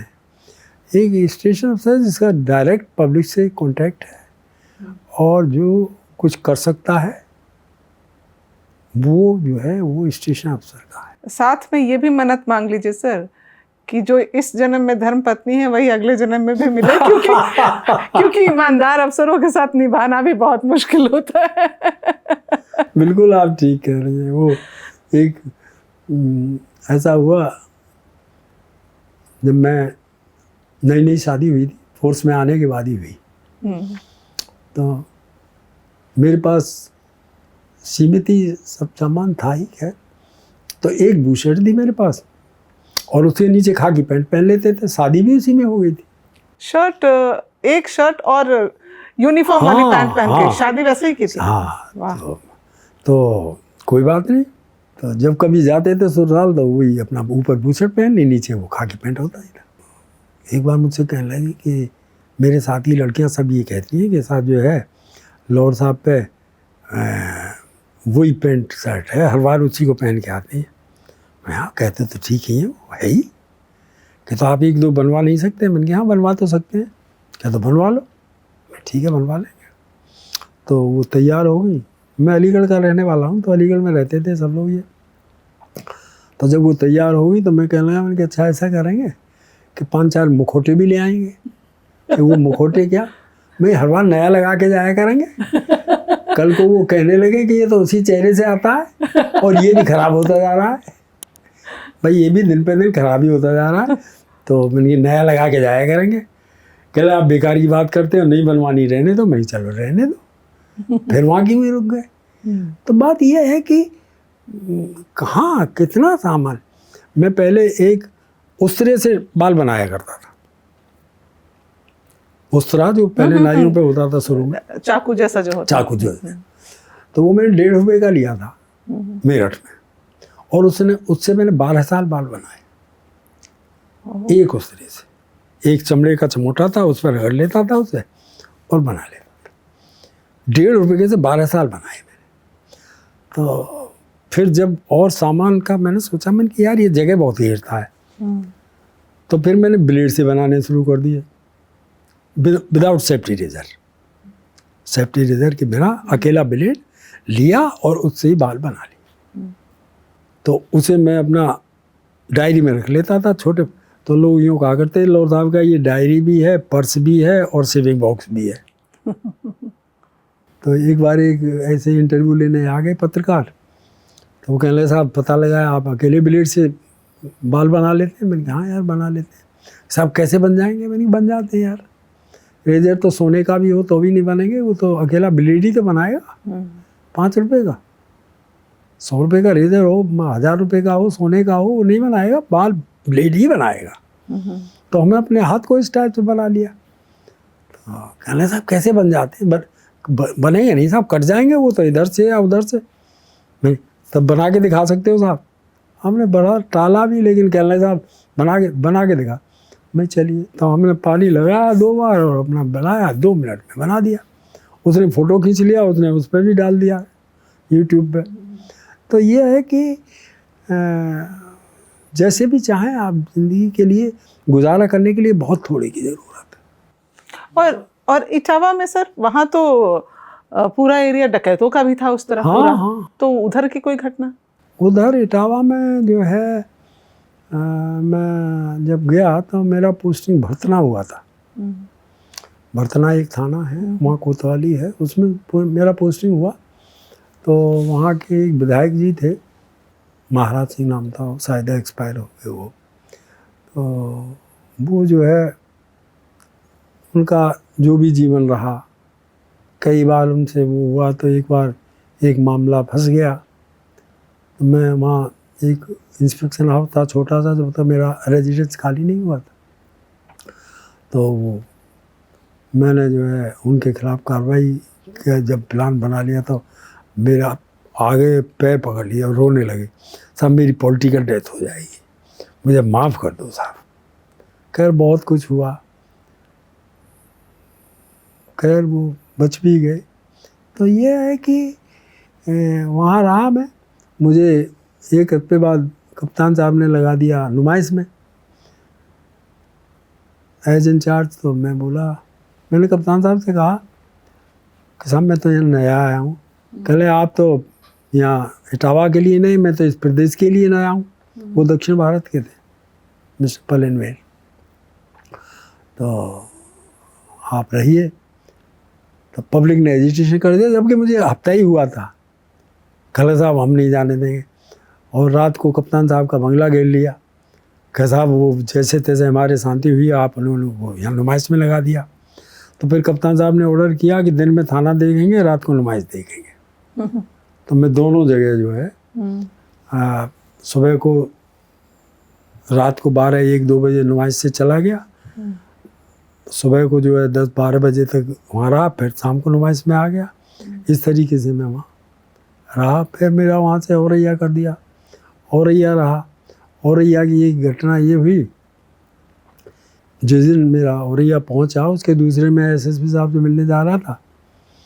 तो मैं ड्राइवर से कहने लगा, मैंने कहा यार तुम मुझे यहाँ बस अड्डे पे छोड़ो, मैं बस से चला जाऊँगा। कहना अरे साहब गाड़ी से चलो। मैंने ये गाड़ी में यार बहुत तेल खर्च होगा, बस में कम खर्च होगा, तो मैंने बस से चला जाऊँगा। तो मुझे बस अड्डे छोड़े जा रहा था। तभी एक ट्रक मिल गया, ट्रैक्टर में जो है लकड़ी भरी हुई थी हरी। तो मैंने कहा भाई इसके पेपर्स हैं देखो। तो उस पर पेपर थे नहीं। तो मैं कहने लगा जो मेरे साथ सिपाही थे, मैंने भाई इसको ले जाओ थाने में बंद कर दो। तो इतने में एक लड़का आ गया मोटरसाइकिल से, कहले साहब ये ट्रैक्टर हमारा है। मैंने कहा हाँ भाई तुम्हारा ही होगा, क्या करो। कहे साहब वो अभी तक तो किसी ने पकड़ा नहीं। तो मैंने कोई काम तो पहली बार होता ही है यार, कितने काम है जो पहली बार ही होते हैं। मैंने तुम्हारे पास ड्राइविंग लाइसेंस, तुम पे है ड्राइविंग लाइसेंस? अब वो चुप। मेरी गाड़ी कागज, मैंने भाई इसे भी ले जाओ। मैंने उसे ही भिजवा दिया, ट्रैक्टर भी भिजवा दिया और उसको जो पावर करा। वो वहाँ का जो लकड़ी यूनियन का अध्यक्ष था, कोई मिश्रा थे, उनका लड़का था वो। क्योंकि मंत्री का बेटा भी मंत्री समझता है ना अपने को। तो मैंने उन्हें भिजवा दिया। अब शाम को जब मैं लौट के आया तो दोनों वहाँ थे ही। खैर लड़के को मैंने खैर बेल पे छोड़ दिया, वो मैंने बंद कर दिया। वही हुआ कि उन्होंने दूसरे दिन कप्तान साहब को आना था, मुआयना करना था। तो कप्तान साहब इंस्पेक्शन हाउस पे आ गए। लकड़ी वालों को पता लगा था वो जो है स्ट्राइक कर रहे हैं, थाने का घेराव करेंगे। तो मैं इंस्पेक्शन हाउस पे कप्तान साहब के पास गया। मैंने सर, मैंने की यहाँ मैंने की जो है आप इंस्पेक्शन करने आए हैं और वो यहाँ थाने का घेराव होगा और हो सकता है मुझे लाठीचार्ज कराना पड़ जाए, तो आप जो है आज न करें तो अच्छा है। कि ठीक है लॉर्ड साहब मैं जा रहा हूँ। तो वो वहाँ से अपना चले आए। खैर मैंने अपना पूरा फोर्स तैयार कर लिया। मैंने कहा भाई ऐसे ऐसे। तो उनको पता लग गया, वो नहीं बढ़े, फिर वो आगे नहीं बढ़े। तो और रहते हुए वहाँ एक डीआईजी साहब नए आ गए थे। तो डीआईजी साहब, अब औरैया थाने पैसे वाला थाना, वहाँ जो है नंबर 2 के काम बहुत है। तो सोचा होगा डीआईजी साहब ने जो भी सोचा होगा, वो एक दिन रात को करीब 11:30 बजे थाने आ गए। तो ऐसे समझिए जैसे रेड करते हैं ना, कोई जीडी पे, कोई हवालात पे, कोई तो दीवान जी जो अपना ड्यूटी पे थे वहाँ, वो घबरा गए। उन्होंने पहरे वाले को मेरे पास भेज दिया कि साहब को बता दो, डीआई साहब आ गए। मैं अपना कुर्ता पाजामा पहने हुए जैसे लेटा हुआ था वैसे ही आ गया। मैंने जय हिंद सर। कहले आप? मैंने साहब मैं यहाँ इंचार्ज हूँ। अच्छा। तो जो उनके साथ एक एएसपी थे नए नए आईपीएस, कहने लगे देखिए साहब ये जीडी जो है 3 घंटे लेट है, 11:15 बज रहे थे। मैं बोला मेरी काहे की 3 घंटे लेट है? मैंने ये 9 का पैरा चेंज हुआ है, 12 का पैरा चेंज होगा। तो डीआई साहब कहने लगे अच्छा तुम चुप रहो। उनसे चुप कर दिया। खैर आपका गश्त कहाँ कहाँ गया है? मैंने साहब ये कानपुर रोड पे गया है रोड गश्त, और एक इटावा रोड पे गया है। कि कानपुर से तो मैं ही आ रहा हूँ, मुझे तो नहीं मिला। मैंने कहा हाँ आपको नहीं मिला होगा लेकिन गया है। कि चलिए मुझे नहीं मिला, आपको मिल जाएगा। मैं हाँ सब चलिए। तो वो सब काम बंद करके मैं अपना जो है गाड़ी की एक चाबी मैं रखता था, मैंने एक सिपाही बैठाया, मैंने गाड़ी चाबी लगाई, मैं चल दिया। पीछे पीछे वो कानपुर चौराहा है औरैया में, वहाँ से मैंने उनको पास कर दिया क्योंकि धूल उड़ रही थी। तो जहाँ मेरा पिकेट था रोड गश्त का, वहाँ मैंने गाड़ी रोक ली, वो आगे निकल गए। और जब उन्होंने देखा होगा पीछे कोई नहीं है तो वो फिर लौट के आए। अब उनका जो भी मकसद रहा हो, तो मैं वहाँ पूछ ही रहा था, मैंने भाई कहाँ गए सिपाही? कहले जी वो गांव में फायर की सी आवाज़ हुई थी गांव की तरफ, तो वो वहाँ चले गए। इतनी देर में डीआई साहब आ गए। कहले कहाँ हैं? मैं साहब मैं पूछ रहा हूँ इनसे, तो यूँ कह रहे हैं कि उधर गांव की तरफ वो चले गए, फायर की सी आवाज़ हुई। तो इतने में वो सिपाही आ गए। तो उन्हें तो मैं ही सबसे बड़ा अफसर दिख रहा, जैन सर। मैंने की साले डीआई साहब है, बर्खास्त कर देंगे, कहाँ चले गए थे? तो डीआई साहब से कह रहे हैं आप कहाँ गए? कहले साहब वो फायर की आवाज़ हुई थी तो हम गाँव की तरफ चले गए। कहले जब तो आपका यहाँ पिकेट था तो आप वहाँ क्यों चले गए? मैं कहने लगा मैंने कि सर इनको तो कुछ ना कुछ सुनना ही है, अगर वहाँ वारदात हो जाती है और ये न जाते तो आप कहते कि साहब जब आप यहाँ ड्यूटी पे थे तो आप कह गए क्यों नहीं वहाँ? सुन के भी नहीं गए। हाँ, तो मैंने इनको तो कुछ ना कुछ सुनना ही है। कह चल ठीक है थैंक यू, मुझे हाथ मिलाया और चले गए। अब वो डीआईजी साहब ऐसे थे साहब कि वहाँ जो नंबर 2 के धंधे वाले थे, उन्होंने उनसे कंधा मिला लिया। 4-5 महीने ही रहा हो रही में। क्या नाम था सर उनका? नाम न पूछे तो अच्छा है। आपने किताब में लिखी रही है सर? किताब में नाम नहीं लिखा मैंने, इसमें पहले पेज पे लिख दिया है कि जो है मैंने जो अच्छे लोग हैं उन्हीं के नाम लिखे हैं, विशेष व्यक्तियों के नाम लिखे हैं, वैसे नहीं लिखे। क्यों किसी को कष्ट होगा क्या फ़ायदा? तो वैसे व्यक्तिगत रूप से आपको मैं बता दूंगा, मुझे पता है कौन थे। तो वो उन्होंने जो है जो मैंने सुना, कुछ मैंने देखा तो नहीं, लेकिन जो सुना उन्होंने 2 लाख रुपए ले लिए उस ज़माने में। ये 86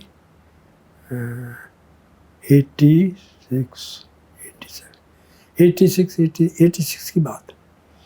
उस दौर में 2 लाख रुपए ले लिए और उन्होंने मेरा ट्रांसफ़र फरुखाबाद कर दिया। ठीक है, आदेश आ गया, मैंने ठीक है चले जाएंगे। पब्लिक को जब पता लगा, पब्लिक ने एजिटेशन कर दिया और 3 दिन तक पान तक की दुकान नहीं खुली हो रही यहाँ में। पब्लिक आपके पोस्टिंग के? हाँ, पब्लिक सड़कों पे लेट गई कि जाने नहीं देंगे। एसएसपी साहब ने उनको बताया, खैर वो ट्रांसफ़र कैंसिल हो गया। इसके बाद 10-15 दिन बाद मुझे डीआई साहब ने बुलाया कि मैं गाड़ी के आए। मैं गाड़ी लेके पहुंच गया। अरे भाई लॉर्ड साहब मैं आपका ट्रांसफ़र करना चाहता हूँ। मैं बिल्कुल कर दीजिए साहब, मुझे क्या दिक्कत है? कल आपको तो दिक्कत नहीं है लेकिन पब्लिक नहीं चाहती है और फरुखाबाद में आपकी ज़रूरत है। मैं ठीक है सर। कल गाड़ी से आए हो ना? मैंने कहा साहब आपने गाड़ी कहा था गाड़ी से आया। कल तुम ऐसा करो यहीं से फरुखाबाद चले जाओ। मैं सर यहाँ से कैसे चला जाऊँगा? चार्ज दे के आऊँगा, रवानी करके आऊँगा, एसएसपी साहब को बताऊँगा। कल मेरे पास आप रवानी करके तो आए हो? मैंने यहाँ सर, और चार्ज भी दे के ही आए होगे? मैंने यहाँ सर। कह तो ठीक है, आपके एसएसपी को मैं बता दूंगा और आप यहीं से चले जाओ। आपके पास सामान तो कुछ है नहीं? मैंने सर सामान तो कुछ नहीं है सर। कहा अगर कुछ होगा तो सिपाही पहुंचा देगा और आप यहीं से। और मुझे कानपुर से फरुखाबाद भेज दिया। मैं चला गया, मुझे क्या दिक्कत थी?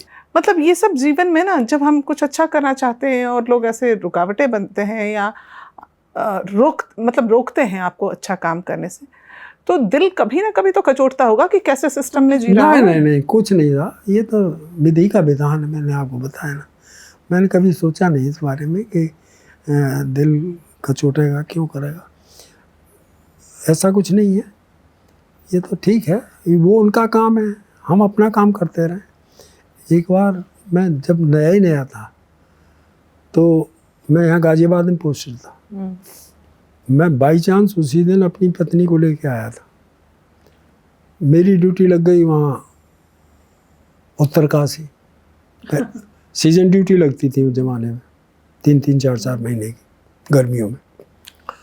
तो मैं पत्नी से कहने लगा, मैंने भाई मेरी तो ड्यूटी लग गई है तो उत्तरकाशी, तो मैं तो वहाँ जाऊँगा सुबह, कल परसों में, जो भी 2-4 दिन में। तो मेरी छुट्टी मिल गई तो मैं तुम्हें गांव छोड़ आऊँगा, नहीं तो अपने गांव चली जाना, उनका गांव नज़दीक ही है, मोदी नगर के पास। चले ठीक है।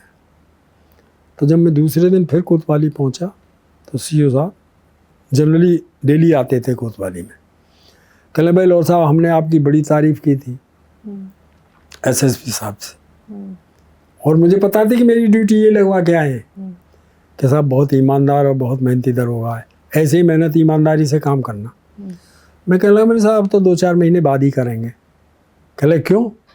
मैं जब सीजन ड्यूटी जा रहा हूँ उत्तरकाशी। अरे आपकी उत्तरकाशी ड्यूटी? मेरी जी सर। यार ये बड़ा गलत हुआ। मैंने सर ये तो बहुत अच्छा हुआ। कहले अरे वहाँ बड़ी परेशानी होती है। अरे मनी साहब क्या परेशानी है, लेकिन बहुत अच्छा हो गया। कहले कैसे? मनी साहब वो मुझे कुत्ते ने काट लिया था तो डॉक्टर ये कह रहा था कि तुम 3-4 महीने को हिल स्टेशन चले जाओ। तो मैंने कि मैं अब सरकारी खर्चे पे चला जाऊँगा। अब उन्होंने सोचा साले ये तो यहाँ भी फ़ायदे में रह गया, ठीक है। कहले तुम न जाना चाहो रहने दो। मैंने कि नहीं साहब मैं जाना चाहता हूँ। अब वो तो कहे तुम मत जाओ, मैं कहूँ जाऊँगा। वहीं इंस्पेक्टर खड़े थे, कहले लॉर्ड तुम मान क्यों नहीं जाते जब साहब कह रहे हैं? तो मैं नहीं मान तो जाऊँ साहब, लेकिन बड़ा नुकसान हो जाएगा। कहले नहीं लिखो दरख्वास्त। मैंने दरख्वास्त लिखाई, दरख्वास्त लिख के दोनों ने रिकमेंड किया। कहले तुम ले जाओ। मैंने कहा ये पैरोकार करा लाएगा। कहले नहीं तुम ले जाओ। मुझे भेजा, मेरा 5-7 रुपये TADA बना और ड्यूटी कैंसिल हो गई। तो मैं वो बात बता रहा हूँ कि ठीक है, ये उनका काम है जो वो करेंगे, हमें अपना काम करना है। अगर हम दूसरे का काम का ध्यान रखेंगे तो फिर अपना काम नहीं कर पाएंगे। दूसरा एक मेन बात यह है कि अगर आदमी ये सोचेगा मेरे इस काम से कौन प्रसन्न होगा कौन नाराज़ होगा, तो हम सही काम नहीं कर पाएंगे। फिर हम वही तोल नाप पे लगे रहेंगे, कौन प्रसन्न होगा कौन। अरे भाई ये उनका काम है, वो प्रसन्न होंगे या नाराज़ होंगे, हमें अपना काम करना है, सही काम। और वो क्या वाकया था जब आप सीईओ के खिलाफ ही भूख हड़ताल पे बैठ गए? वो तो वहाँ उसकी बात है, लखनऊ की नाका इंडोला की बात है कि वो सीईओ साहब हमारे जो है वो वैसे मेहनती भी थे, काम जानने वाले थे, लेकिन बेईमान भी उतने ही थे। लेकिन सो ये करते थे कि जो है बहुत अच्छे बड़े ईमानदार होता है ना, कि मतलब उनका वर्किंग ऐसा था जैसे कहते हैं ना कि हिप्नोटिज्म, कि आप पे इतना प्रेशर डाल दिया कि आप कुछ और न बोल पाएँ, वही रहें, इस टाइप के थे। मैं जब वहाँ पहुँचा तो सबसे शुरू में वो पता बाद में चला मुझे, उन्होंने हॉर्न बजाया हुआ, तो शहर में तो हॉर्न बजते ही रहते हैं। मैं निकला नहीं, तो उस पहरे वाले ने बताया साहब सीईओ साहब खड़े हैं। मैंने कहा किस दरवाजे पे? तो मैंने कि आ जाएंगे यार, यहाँ कोई देवर देश थोड़े बैठे हैं, आ जाए। जब मैं नहीं निकला, सिपाही के कहने के बाद भी बाहर नहीं आया मैं, तो सीईओ साहब उतर के गए। मैं खड़ा हो गया, मेरी जैन सर आइए सर, बैठ गए। मैं सर चाय लेंगे कि पूछ के पिलाओगे लॉर्ड साहब? मैं हाँ साहब बिना पूछे नहीं पिलाता, आप पीना चाह रहे हो कि अच्छा मंगा लो। मैंने 1 रुपया निकाला, उस वक्त 1 रुपये की चाय आ जाती थी। सिपाही कुल्हड़ में ले आ जा, तो SSI कहने लगे साहब के लिए तो दीप अवध से चाय आती है, एक दीप अवध होटल है वो बड़ी रजाई वजाई सी ओढ़ के आती, कहिए रजाई ओढ़ के, हाँ वो लगा देते हैं ना केटल के ऊपर। हाँ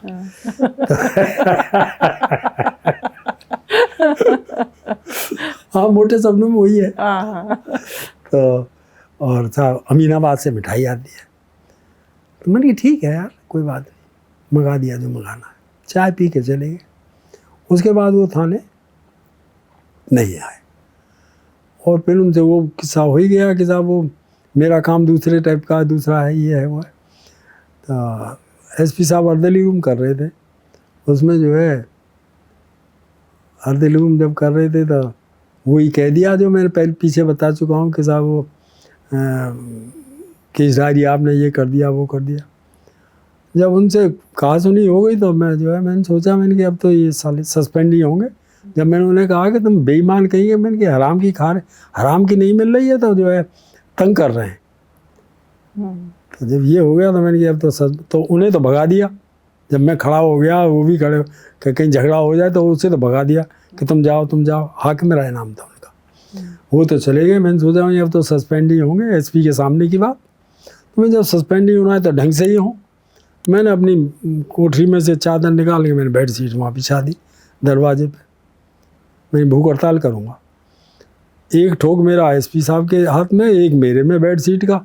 कह तुम क्या कर रहे हो और यहाँ बवाल हो जाएगा, राजधानी है। मैं बवाल तो करना ही है, ये बदतमीजी करता है, हराम की नहीं मिल रही है तो। कहला मैं देखूँगा। मैंने आप क्या देखें, आप भी इनकी सी कहोगे। कहला मेरे पे विश्वास रखिए, पानी लाओ। मुझे पानी पिला दिया। खैर मामला शांत हुआ। अब सुबह को मैं पहुंच गया एसएसपी के यहाँ, आर के तिवारी साहब थे। तो वहाँ एसपी सिटी बैठे थे जिनके सामने का ये किस्सा है। मैंने सर वो रात की घटना के बारे में एसपी साहब ने बता दिया होगा, शायद वो इसी को बताने गए हों। कहला हाँ मुझे पता। मैंने ना पता है वो तो मैं बताऊँ। कहला नहीं मुझे पता लग गया। तो मैंने सर कुछ कर रहे हैं या मुझे ही कुछ करना पड़ेगा। कहला भाई शाम तक का तो मौका दो। उनका ट्रांसफ़र कर दिया उन्होंने सीओ बाजार खाला से सीओ महानगर। मैंने सोचा मैंने कि तो सीओ बाजार खाला ना रहे, महानगर रहे। मैं चला गया डीजी साहब के यहाँ। तो जब मैंने डीजी साहब मैंने की रात ऐसे थे, कहले वो तो बाद में सुनूंगा, श्री प्रकाश सिंह साहब ही थे। ये क्या छपा है, पेपर वालों ने छाप दिया लॉर्ड बेदार साहब से भूख हड़ताल करेंगे। मैंने साहब ऐसा तो नहीं है, थाने के सामने की बात थी। कहते ये कैसे छप गया, पहले ये पता लगा के लाओ। दैनिक जागरण का ऑफिस था हजरतगंज में उस जमाने में। मैं गया, मैंने भाई क्या छाप दिया, साले मरवाओगे। जानते सब थे ही पत्रकार, पेपर वालों से बड़ा अच्छा वो रहा, क्यों मैं उनसे कह देता था। मैंने भाई पेपर आपका, कलम आपकी, जो छापना है छापो। अगर मैं ख़राब हूँ और तुम मुझे अच्छा छापोगे तो यूँ कहेंगे साले ये भी ऐसे ही हैं जैसा वो है। और मैं अच्छा हूँ और जब तुम खराब छापोगे तो भी आपकी बदनामी होगी।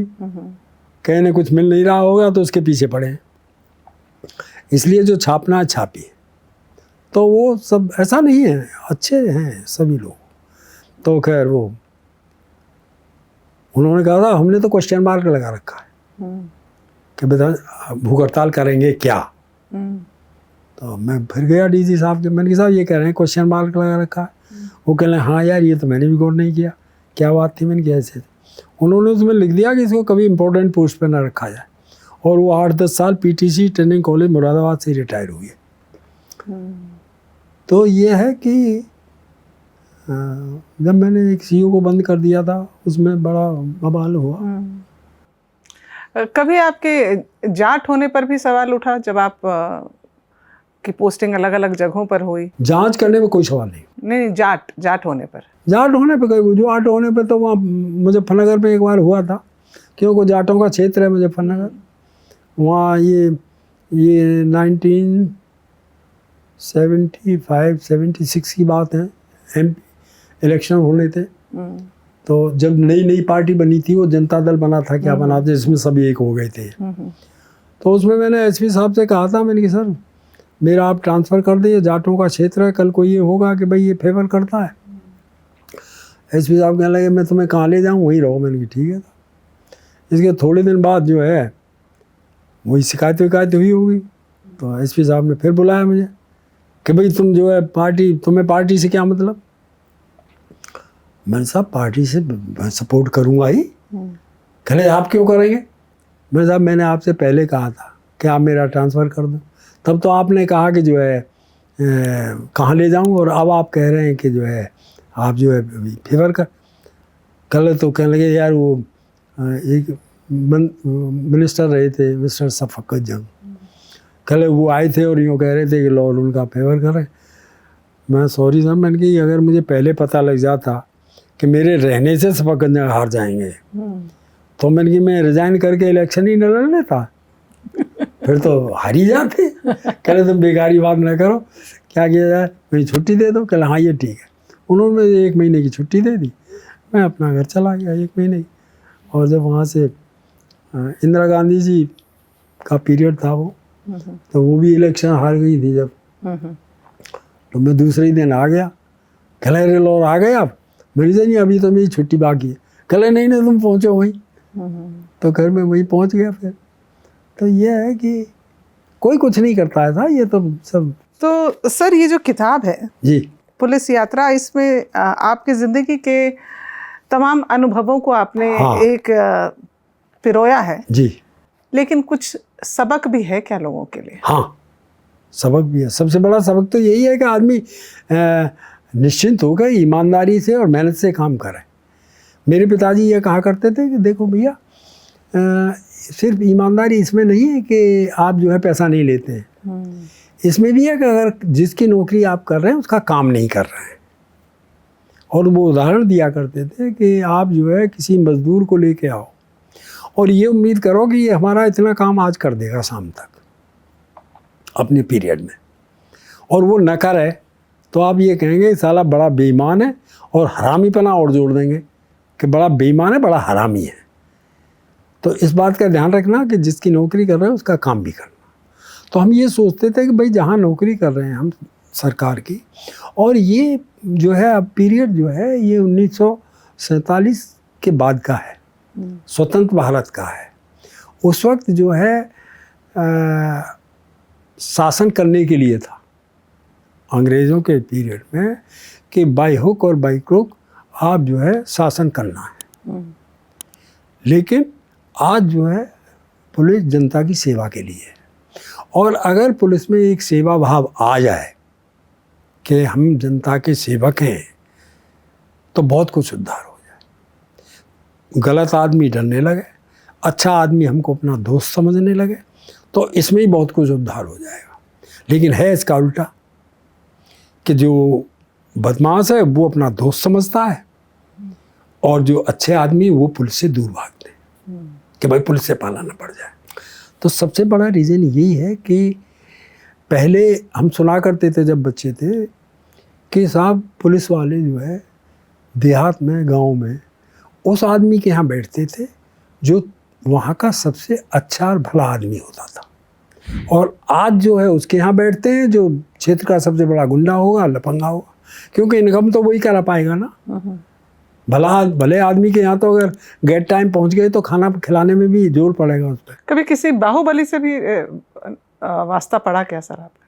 बाहुबलियों से पाला पड़ा साहब, लेकिन ऐसा कुछ नहीं हुआ। मुझे कोई ऐसा मिला नहीं कि जो किसी तरीके से हावी हो जाए या क्षेत्र में रह के गुंडागर्दी कर जाए, ऐसा कोई मिला नहीं मुझे।